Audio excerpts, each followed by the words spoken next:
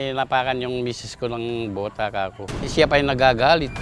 Anong problema mga natsakin? Pagka alis niya, minura-mura kami. Tumutok pa siya sa akin, parang gusto niya akong birahin.